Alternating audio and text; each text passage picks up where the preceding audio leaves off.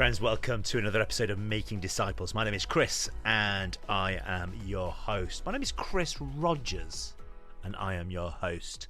I recently met some people who listened to this podcast and didn't know who make this podcast. And it wasn't until later in the day when my full name was mentioned and Making Disciples that they realised they knew the person that actually records this podcast. And because I start most weeks by saying, "Hi, my name is Chris," they didn't know who this Chris was. So there you go. And it was lovely to meet them. Very nice to meet you. Because I presume that you're listening now and you're like, "Oh my gosh, he's talking about me." Maybe I'm talking about somebody else who had a interaction with me as well. So don't overthink it. Don't worry.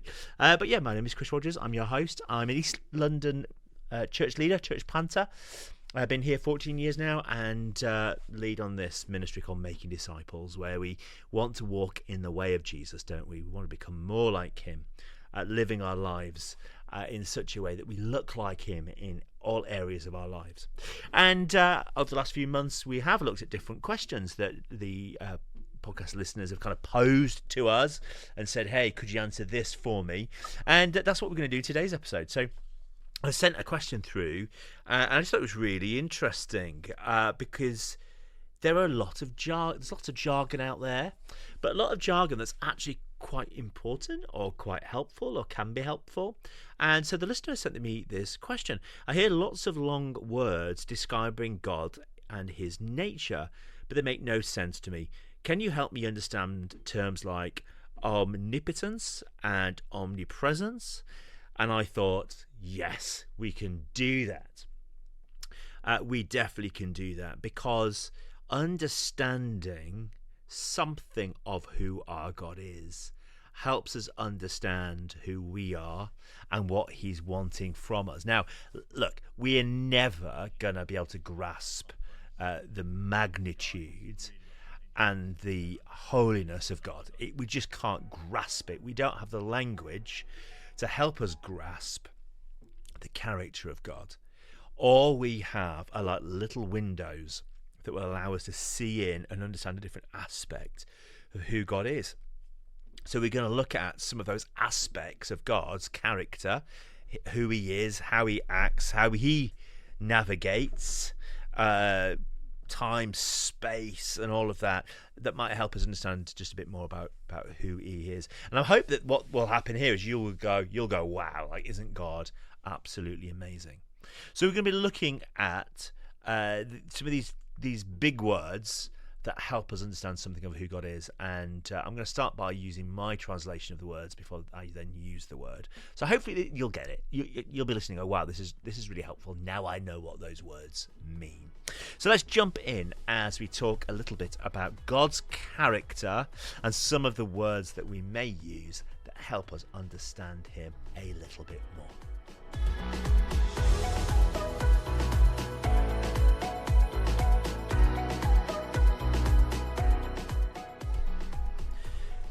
I'd love to start by just thinking about why it's important that we understand some of these aspects of God and his character.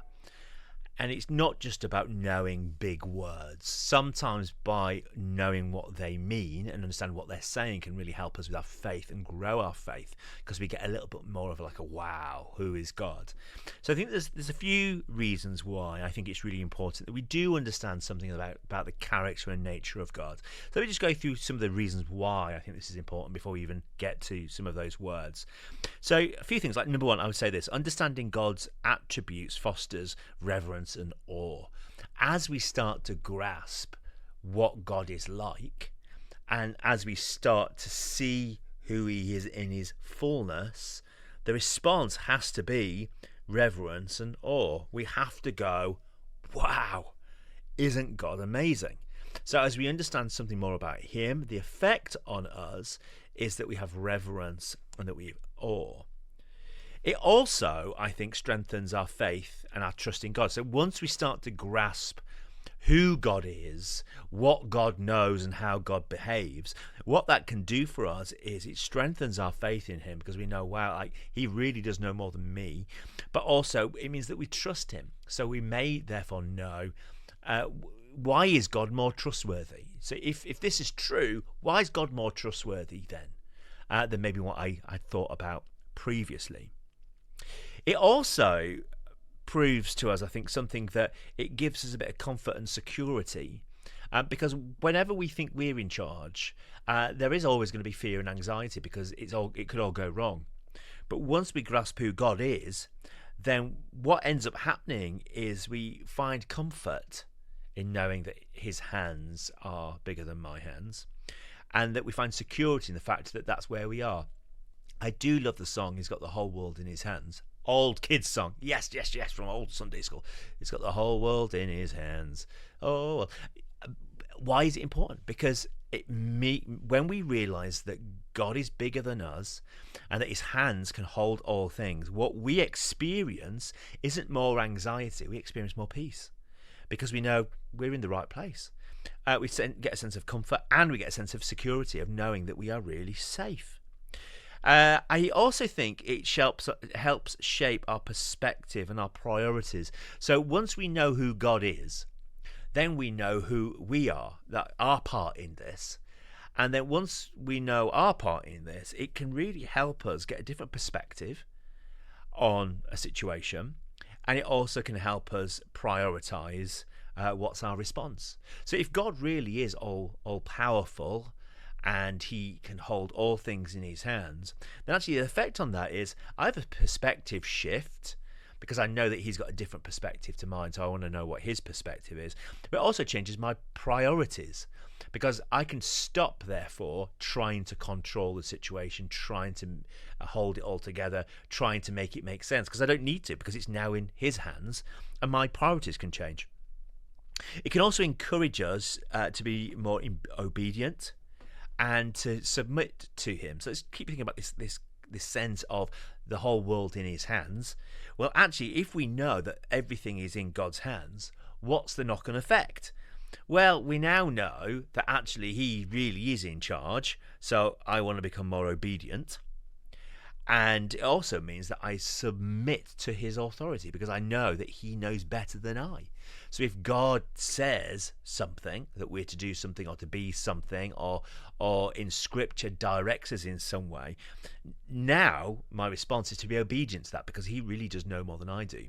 And it means that we submit to his ways, not submitting to my ways. Submission is the act of kind of bowing ourselves before, knowing that the other person is better placed than I am, or knows more than I am, has more authority than I have. So we end up submitting to their authority. And then I think the final kind of knock-on effect for us is this. I think it fosters a sense of humility and dependence. So once you know the whole world is in his hands, just going back to that, then what that ends up creating is an environment where I know it's not in my hands.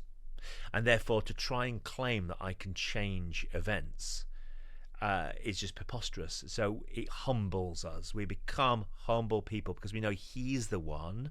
Yes, we have prayer, and that comes with a sense of authority, and we can change situations. But let's be honest, it's not the prayer, it's the one that's listening to the prayer and responding. So we end up still coming back to this sense of he is the powerful one, and he's the one that can make the difference. So we become more humble, and in that we end up becoming more aware that we need to depend on him. He's the one that makes the change, not us. Therefore, we depend more on what he can do rather than what I can do. So he is the one that's going to provide. He is the one that's going to make a difference. So let's just think about this for your life for a second before we go any further. Knowing the character and nature of God can help you as a disciple have a better sense of reverence and awe of who he is.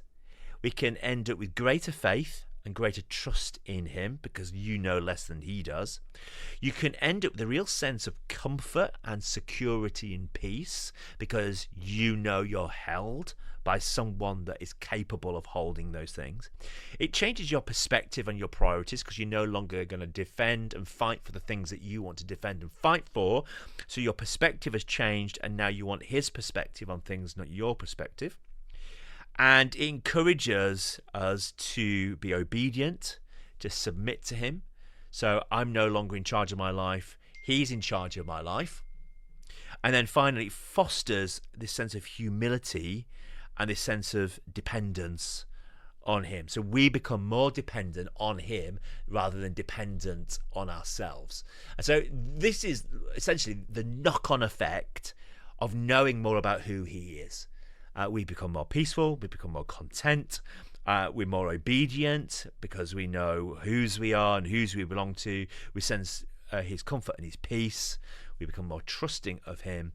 And actually the response in all of that turns us to be better worshippers, because when we have greater awe and wonder, we become better worshippers because we go, wow, really isn't God incredible?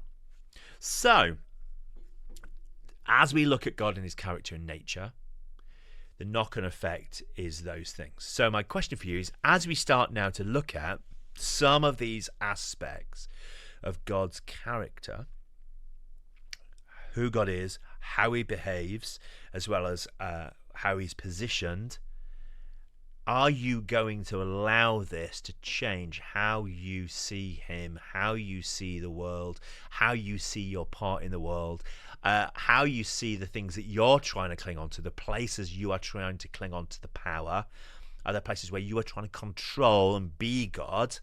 And actually, as we talk about who he is, you realize that it's foolish. It's just utter foolishness, isn't it, to try and hold on to the things that we can't even hold on to. Our hands are just not big enough. And therefore, is there some corrections that you want to make in your life? I know that when I start to grasp the majesty of God, the awe of God, the wonder of God, the almighty nature of God, it changed how I acted, because no longer am I doing it for myself. I'm working under him with all that he is able to do rather than what I'm able to do. And I think whatever workplace you find yourself in, family setting, whatever street you live on, knowing that he's the all-powerful one, he's the one that holds it all in his hands, means that you know that you are not the one who has to hold it all in your hands. And I think for some of us, we just need to know that you can let go of trying to hold it together. You cannot hold it together. Only he can hold it together.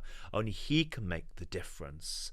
Only he can bring about change. So let's look at this. There are 1, 2, 3, 4, 5, 6 aspects. Well, 7 actually. I'll split the last one into 2.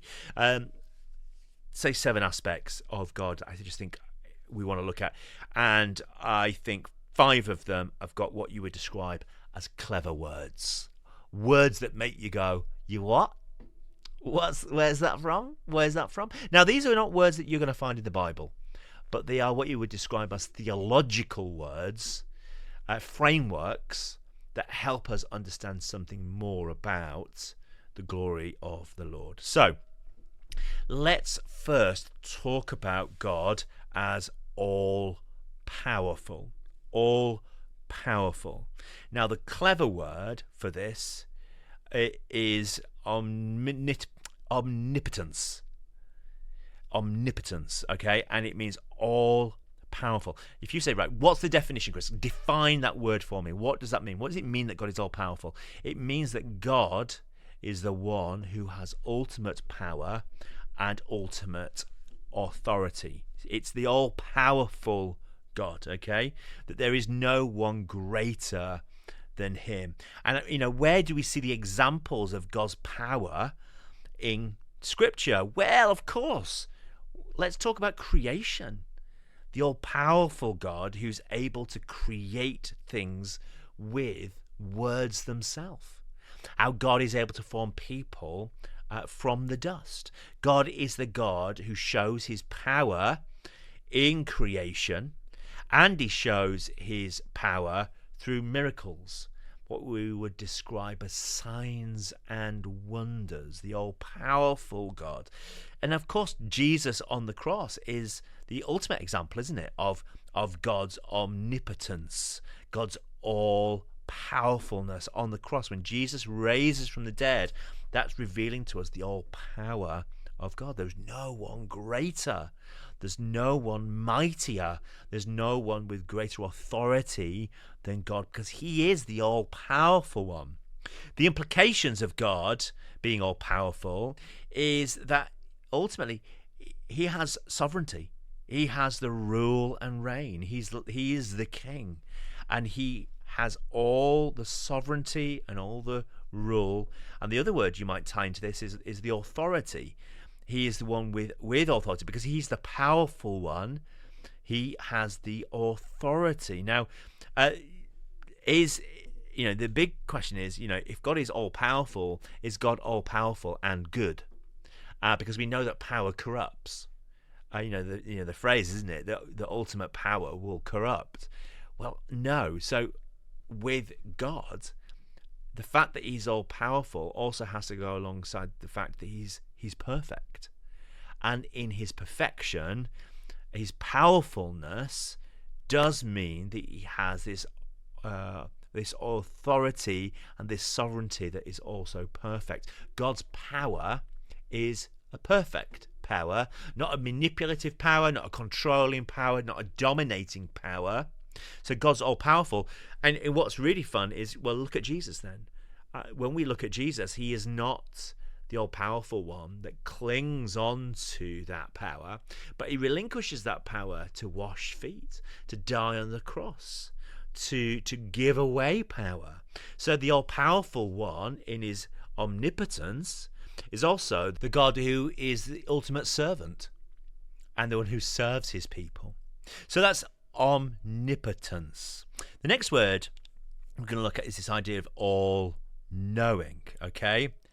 And omniscience, and it really means the all-knowing one. So let me just define this for you. So omniscience is a state of possessing all the knowledge that there is no more knowledge to be known by God, that everything is known, that nothing can be hidden, nothing can be put away, nothing can be protected or hidden by anyone. There's no bank of data that is withheld. He really knows all things. Because God is all-knowing, omniscience, okay, biblical examples of this, the God who knows everything, then we know that God is prophetic, and God is able to know what is going to happen. He knows what has happened, what is happening, what is going to happen, but also means that he understands and he knows and he relates. God knows everything. He knows every secret of our hearts, and with that, that knowledge shapes who he is. And the implications of this for us and God is that God's all-knowingness leads to his wisdom and to his guidance. He's the one that has ultimate knowledge and therefore the ultimate guidance. He will direct our paths because he knows what's ahead on the path. That anyone else, their wisdom is foolish because it's only knowing in part, but he knows in full. So the God that is all-knowing is the God that has ultimate wisdom and God that has ultimate guidance. So that's the all-powerful God, and it is the all-knowing God, omniscience. And it is this idea that there is nothing else for God to know. There is nothing that you have done, said, or behaved. There's behind no closed doors in any closet where God does not know. That God knows everything. So all-powerful, all-knowing. Now let's talk about the God who is ever present.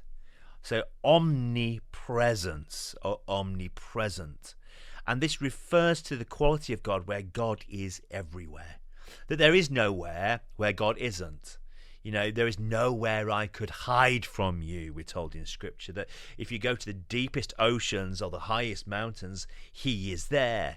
Now, as our understanding of the cosmos has developed and our understanding of the known universe has developed, we would say there is nowhere on Earth, there is nowhere in the galaxy, and there's nowhere in the galaxies that God isn't. God literally is everywhere. God is present with us at all times. So the biblical examples of this is that God is present with his people.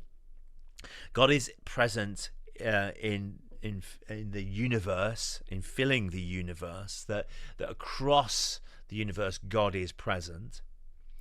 And I also think it means that God is present in the destructive places, that God is present in the harmful places.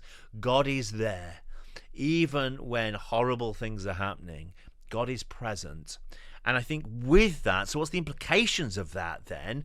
Well, the implications is even in those darkest moments, God can come and bring comfort, and ultimately can come and bring security. That even when everything feels like it's going wrong, when it feels like we are being pursued, when it feels like we are being chased, when it feels like we're abandoned, actually we're not, because God is there, and in that he can give comfort. I heard Terry Waite. If you've never heard the story of Terry Waite, do Google him. But he was somebody that was kidnapped and was held for years upon years upon years in prison. And whilst in prison, all he could do was rely on the presence of God. And, he remembered scriptures, he remembered songs, and in that he knew God's presence. Now, he was in prison.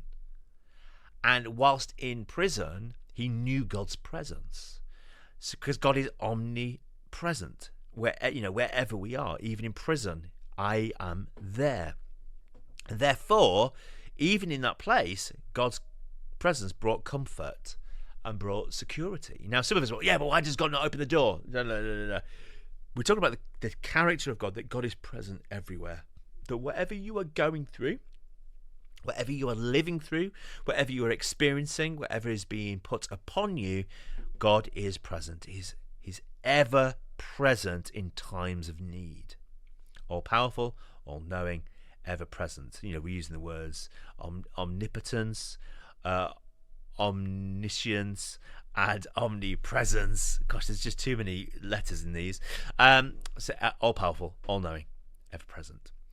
So let's now talk about the fourth one, which would be the unchanging. Immutability, the unchangingness of God, the immutability. And this is the state of God not changing. God being unable to change. God isn't able to be negotiated and change. Well, we do know that God had a relationship with Moses, and that God changed what he was going to do in the story of Moses, because Moses has such a great relationship with him. But that's not God changing.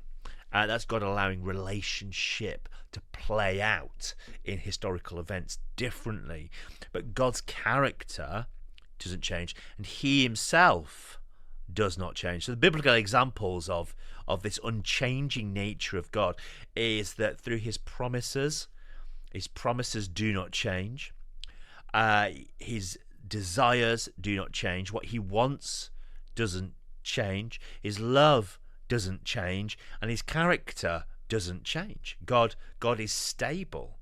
God is the same yesterday, today, and forever. Immutability, the unchanging dynamic of God. And the implications of God's immutability is that he's stable. He's got this stability. He's stable, and he's reliable. So you can trust that if God has said what God's going to do, and that God has made promises, he is reliable, and he will see those through. He's not going to let you down. If God said something, then he will do it, because he's not changing. And I think to know that in a world of radical change, that God is the one that doesn't change, in a world where culture flip-flops around depending on the present view on something, and 1 minute you can say this, and the next minute you can't say this, or you can think that, you can't think that, you can do this, then you can't do this. God is not like culture. God does not change because TikTok tells you have to think like this. God is not changing. God is the same. He's immutable. He's unchanging. So God is all powerful, all knowing, ever present. Is unchanging. And then got three more. The next one is what I would describe as timeless. Timeless. And the word that goes along this is eternality. Eternality. It's the timeless one, the God who is out of time. I love, there's a crowning with many crowns has the phrase, he's the potentate of time. The potentate of time. I love that phrase. He's a Time Lord. God is Doctor Who. He's a Time Lord. And he's the Lord of time. The God who is the Lord of time. And the biblical example with this would come from, he's the Alpha and the Omega. He's the everlasting one, as he's described by Paul and by John in Revelation. So God is the Alpha and the beginning. He's the beginning and the end. He's the everlasting one. And the implications of this, that God is timeless, is that God has a different perspective and a different purpose. He sees a different perspective on the world, and he has a different purpose for the world. In fact, you could say that God has a bigger perspective and a bigger purpose, because he sees the world from the moment it was created right to the very end of time, when Jesus returns and everything gets caught up in his glory. He sees all of this perspective. He sees all the hurt. He sees all of the harm. He sees all of the love, and he sees all of the joy. He sees all the celebration. He sees all of the death. God sees all of this because God is timeless. And in that sense of being eternal, the timeless one, he has a different perspective on it all.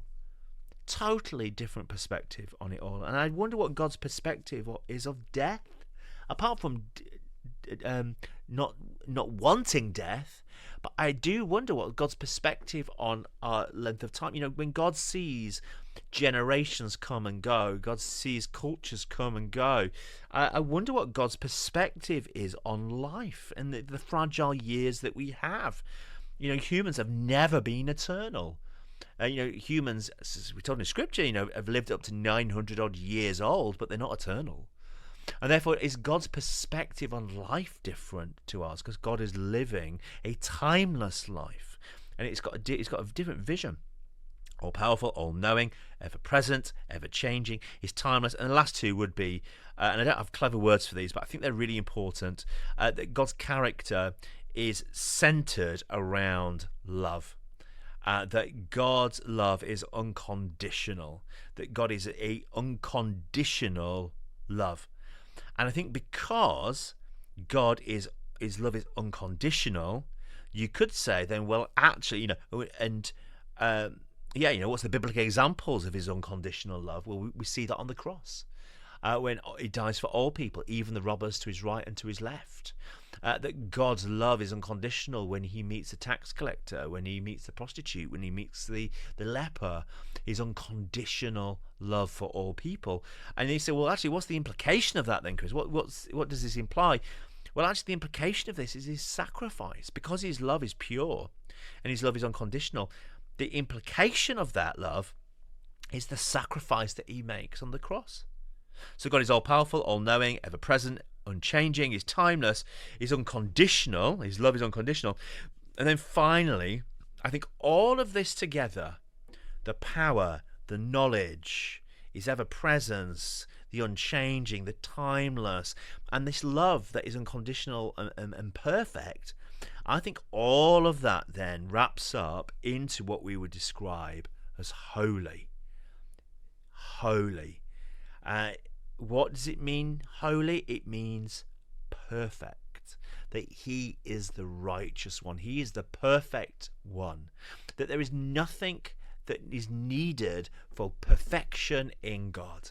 There's nothing we can do that would make God more perfect, because he is already perfect. He is already holy. He's the righteous one.